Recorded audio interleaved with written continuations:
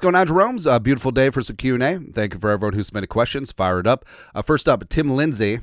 Watching the great teams always makes me wonder what positions do we realistically need to be an elite team and win a Super Bowl? If you were chosen to sign up the Viking Super Bowl team for the next year, which free agents would you add in the draft? And could get there?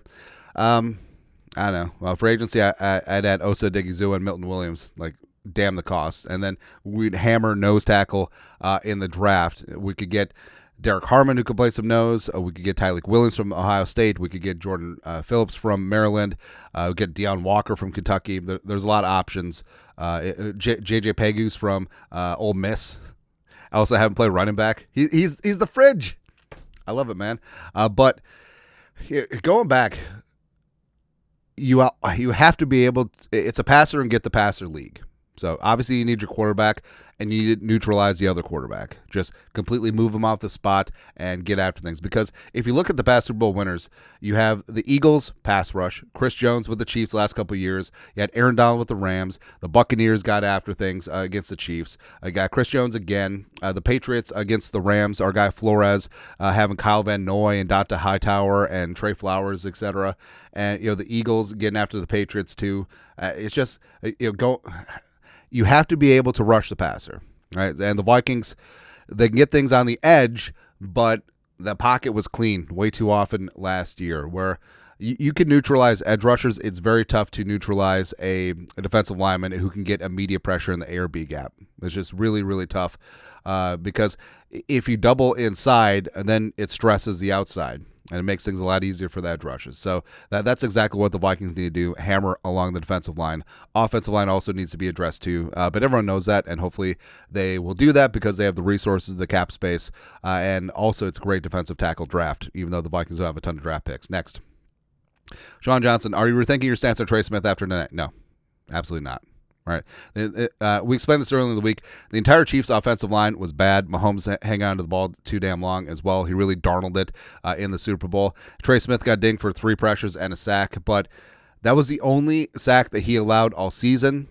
And I know it's sort of hypocritical because we basically wrote off Sam Darnold because he had a great season but was bad in the biggest spots. And Trey Smith had a sort of whatever game in the Super Bowl. But Trey Smith, also remember, Trey Smith won 2 other Super Bowls with the Chiefs, and he had great games. And he's consistently been one of the best right guards in the game, both as a run blocker as well as a pass protector.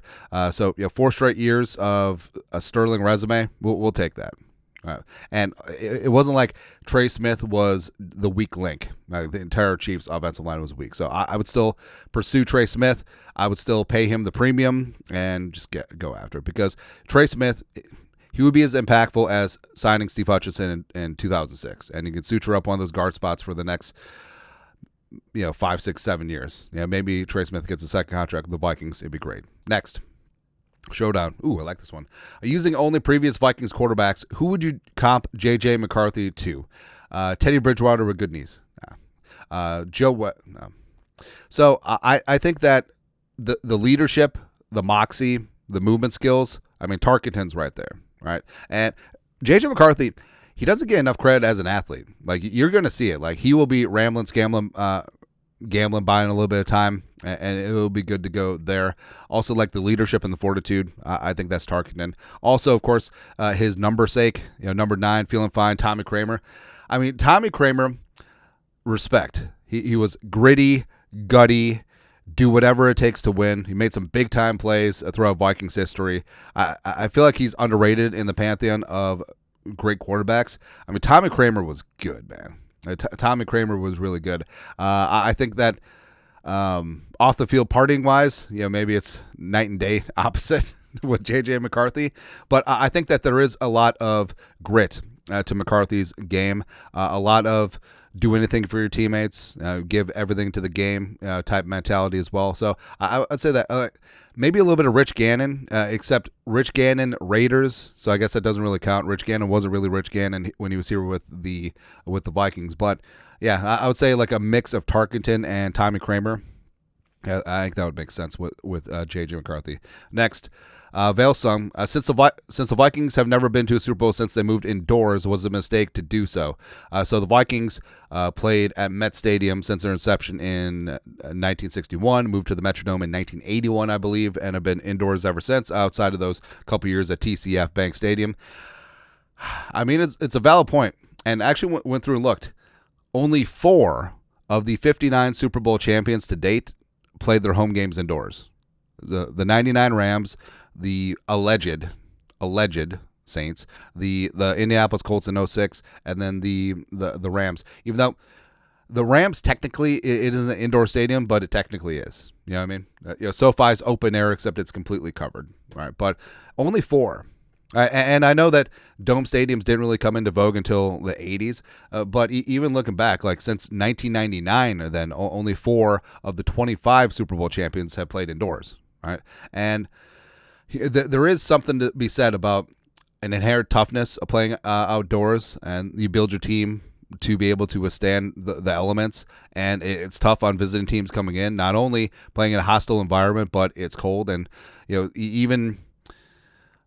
teams coming in, some of them are cold weather, some are not, right? And it certainly affects things. So I think the Vikings do lose some of that home field advantage, but it is a bit of a trade-off because the crowd noise, super loud.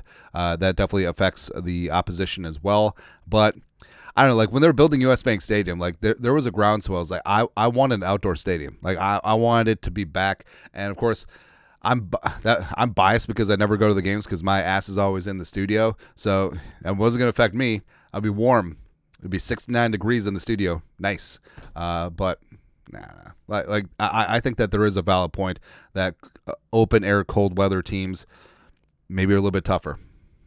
Is what it is. Lastly, Christine Augustine, would you trade Addison and AVG plus a first rounder for Myles Garrett?